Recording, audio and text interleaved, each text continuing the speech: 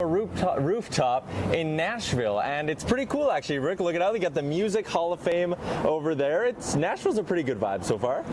It's pretty fun so far. I know there's a couple other streets that are going to be a little more to our liking a little bit later on this evening. But as for, we've been here for about an hour, I think. We've had a couple of technical difficulties getting this set up. Yep. But so far so good. I like it. It looks nice, and I think we're an hour away from the game. I think it's time to get ready for this. We're about an hour away from puck drop. Shout out to our boy Liam back running the controls out in Edmonton. And yeah, there's going to be a couple streets, Rick, where it'll be a little too loud for us to do a pregame show from. But this is a nice pregame spot. We got a watch party going on tonight and all that good stuff. Shout out to Sherwood Ford the Giant as always. When we start the pregame show, we look back at last game for the Oilers. 2-1 shootout loss to Colorado.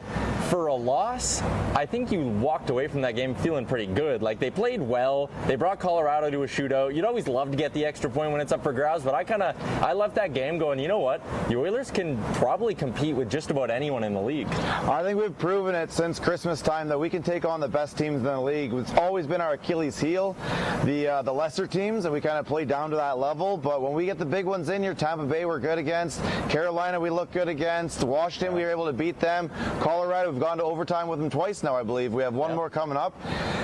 That game was frustrating in the fact you only score one goal, but I think when you look at it and you're up against one of the best teams in the league, if that's what we are right now, I'm pretty happy with it.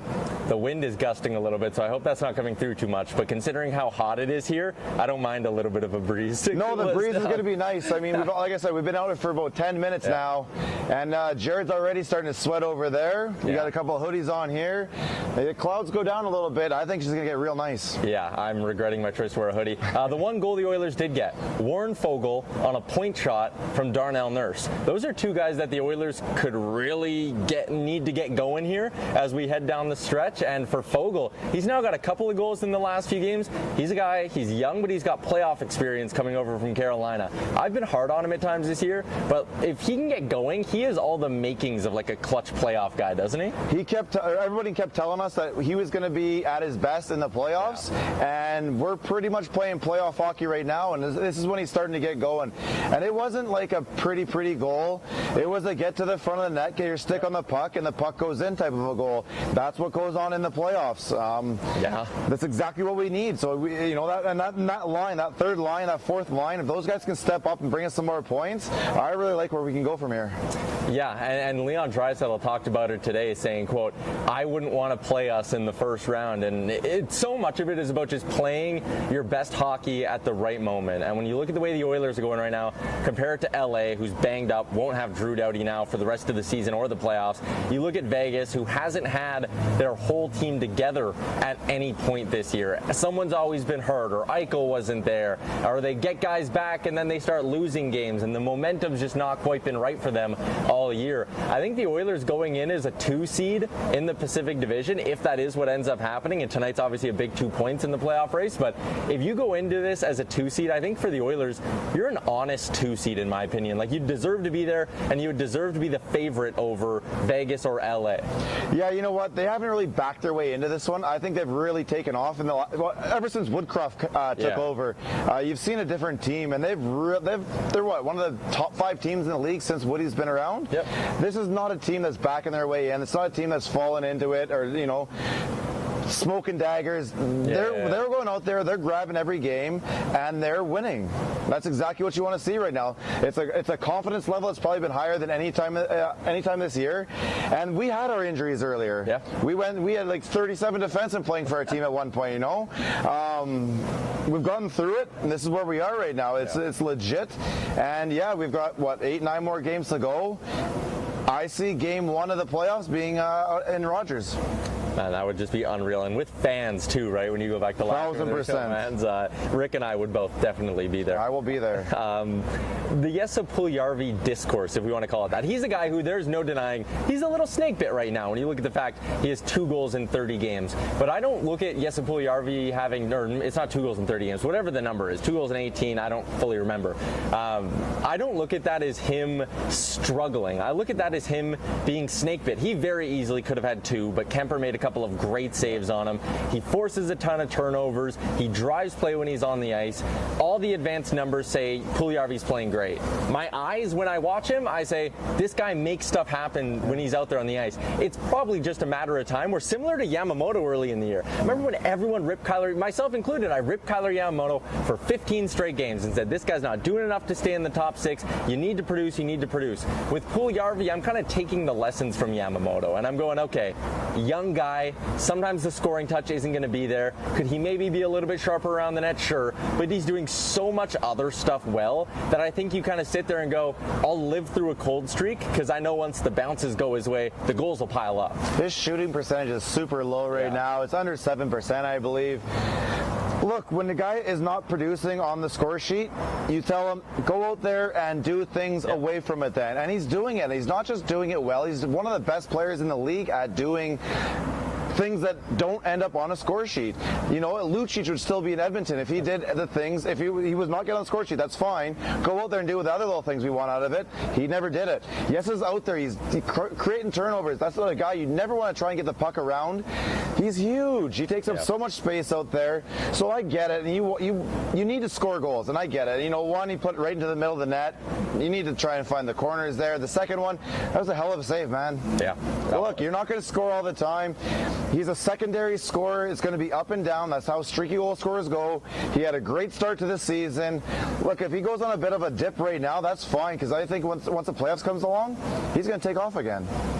Yeah, and he very well could. Like, that's just the thing with guys like that, is once the bounces go their way and then they find their confidence and their touch a little bit, the goals just start to come in bunches, like they did for Kyler Yamamoto when he scored 5 or 6 games in a row. The opponent tonight is brought to you by Jägburger, our opposition report. That is the only bad part about being in Nashville right now. The weather is great. I'm sure some food will be good, but it will not be as good as what Jägburger has going on this month with their Burger of the Month and Shake of the Month. Head over to their Instagram and check it out. The Minnesota Wild, 44-21-6 on the year. This is a team who pretty consistently all season has been considered one of the best teams in the Western Conference. They smoked the Oilers last time they met, but that was Edmonton playing like second of back-to-backs, third game in 4 nights kind of thing. It was really one of their worst games in the Jay Woodcroft era when they played Minnesota.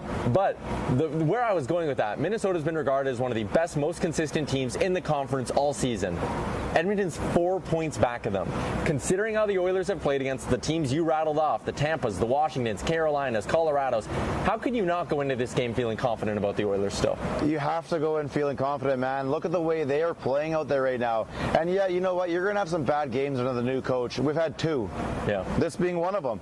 But Minnesota's beat us, 4 or 5 in a row? We're due right now. This team is it's playing better than it has at any point this year. We got Cam Talbot going up against us tonight. Yeah. Give the boys, a little something to go against. Dude, I think we're pulling this one out tonight. A very confident Rick, as you often are, but I kind of agree with you. Like, I mean, they've played so well. The game against Colorado, you could argue they deserved a better fate than what they got, especially considering you have a power play in overtime. In the shootout, the Oilers have been great this year as well, and they have a tendency to play up to their competition. I've said that 100 times already this season, and it's been true more often than not. So yeah, looking to avenge that 7-2 or 7-1 loss from earlier in the season, whatever it was. Minnesota's a pretty good team on home ice as well. The lineup for the Wild: Ryan Hartman going to center the top line with Kirill Kaprizov and Matt Zuccarello. That line has been dynamite for Minnesota this year. Kirill Kaprizov has 42 goals on the season. It feels like he has single-handedly turned the Wild into an exciting offensive team. You've been an NHL fan for a while. It's never been said that the Wild are an exciting offensive team. Edmonton versus Minnesota, you're pretty much sitting back waiting to watch paint dry all night. It's going to be a 3-1 with an empty netter or something silly like that. This is a completely different team. We saw they could put up some points, and that's what I want, though. I want to see teams go out there and push us offensively, because that's not something that you want to do. You don't want to poke the bear on this team. And if they want us to get out there and start skating, well, I welcome it, because even with that third line, that really solidifies our top 9 to 12. I think we can take on anybody right now. So, yeah, let's not try and do the old Minnesota thing where you put us to sleep. Let's put the puck on the ice, and let's start skating up and down, and let's see what we can do against them. It was a low-scoring game against Colorado. I have a feeling, this might not be an 11-goal physical game, but I think we're getting more than 2 goals in regulation tonight between these two. Second line for the Wild is Freddie Gaudreau with Kevin Fiala and Matt Boldy. Fiala's got 24 goals again. The guy's an automatic 20-goal scorer.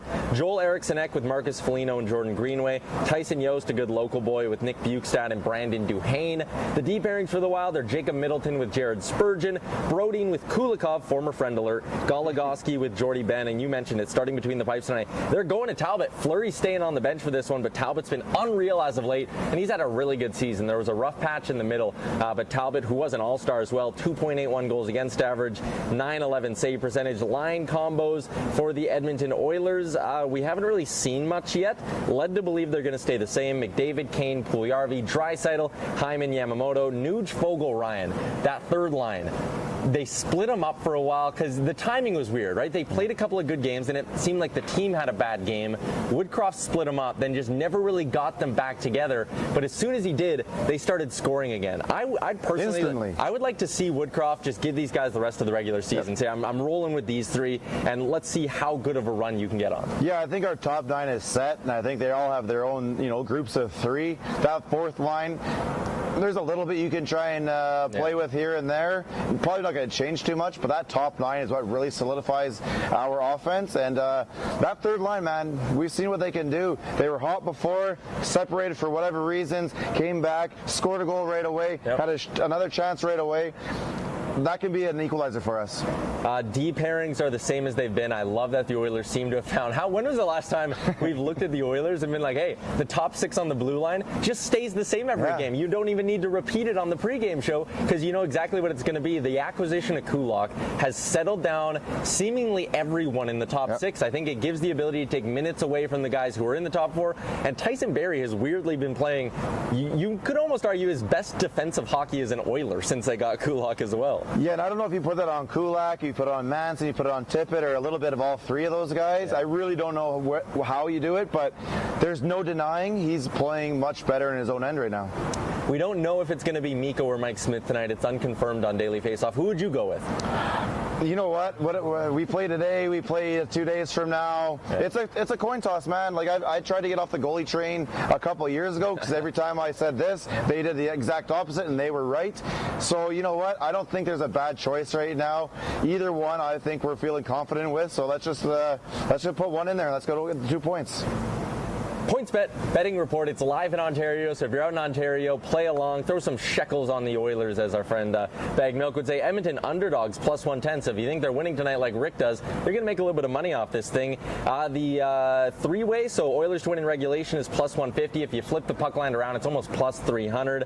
I want to talk goal scorers, though. Leon Draisaitl comes into this game plus 100. McDavid at plus 120. McDavid is hunting down 50. I think every game is a good game to bet on McDavid right now. Right now, 100%. I guarantee you, Leon's given up on the Rocket Richard, and his sole purpose right now is to get Connor 50 goals.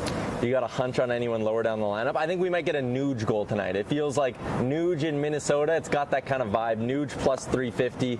You liking anyone lower down? You know what? If you're a streaky goal scorer, sometimes you come up to an area where you should have put a couple in. And then next thing you know, they're going in. I'm not wearing it right now, but I'm going after the big fella here. Let's go 13 for a goal tonight. Yes, Puljujarvi plus 280 to find the back of the net in tonight's game. This was fun. This was unique, doing it from a rooftop with the Musicians Hall of Fame there.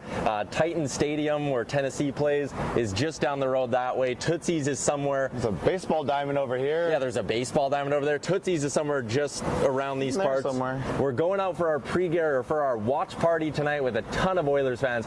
I could not believe how packed that plane was and how many times we got the Let's Go Oilers chant going. That was really, really cool. What are we drinking tonight? Is it a beer night? Is it a moonshine night because we're in Nashville? Is it tea time because tea time waits for no man? Well, you know the rules about Nation Vacation, so we've already had our one drink before 10 a.m. Yeah. So that was taken care of earlier.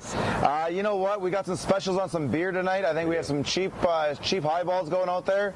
A little bit of all of that, but if you say moonshine is kind of like what they do here, well, I think we have to go find some. I think we might, and we're going to let that hunt begin now. Thanks for tuning in to the Sherwood Ford Giant pregame show. Shout out to New West Travel, who helped us put on a fantastic nation vacation here. We are having a blast. Shout out to Yegburger and our friends over at PointsBet Canada. Thanks for tuning in, and we'll be back on Thursday for a real, true Nashville edition of the Sherwood Ford Giant pregame show.